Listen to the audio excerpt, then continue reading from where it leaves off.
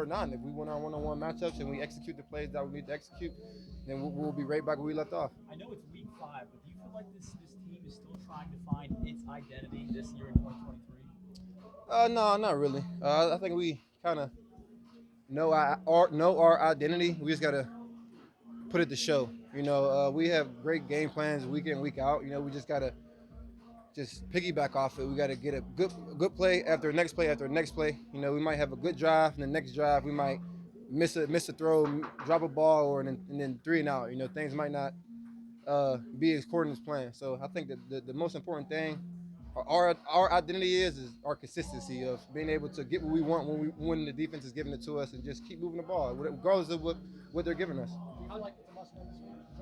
Joe said he thinks it's a must win. Do you feel the same way? I mean, every game I feel like it's a must win.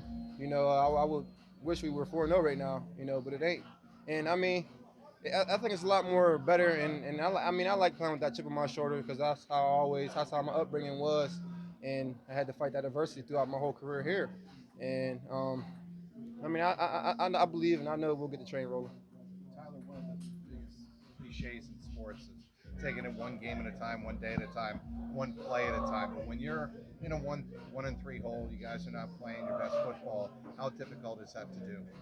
Yeah. I mean, it's tough. Like you said, man, it's a lot of.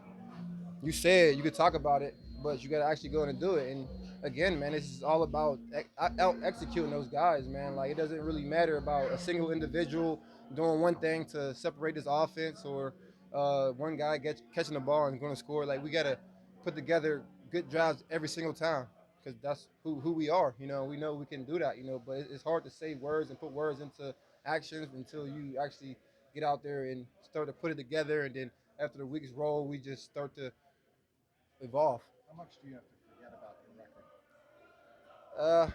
I mean,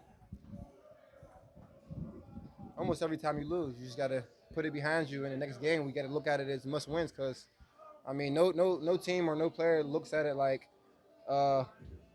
we're a 1-3 team. Like, no, we're like we gotta go win this game, man. We don't. No team want to talk about how many losses instead of how many wins we got. So we want as much wins as possible. So I mean, for us, regardless of us losing, we want to be on the winning side.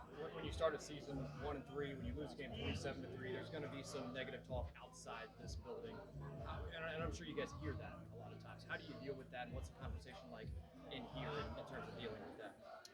It is no issues in here about it. I mean, for me, I don't really care about the outsiders or the social media. I think it's funny, because 10 more weeks from now, they're going to be all trying to be on our wagon and trying to be a part of what we overcame and going to start saying, yeah, I told you so. I knew y'all was going to do this and that. But at the end of the day, we got to do it.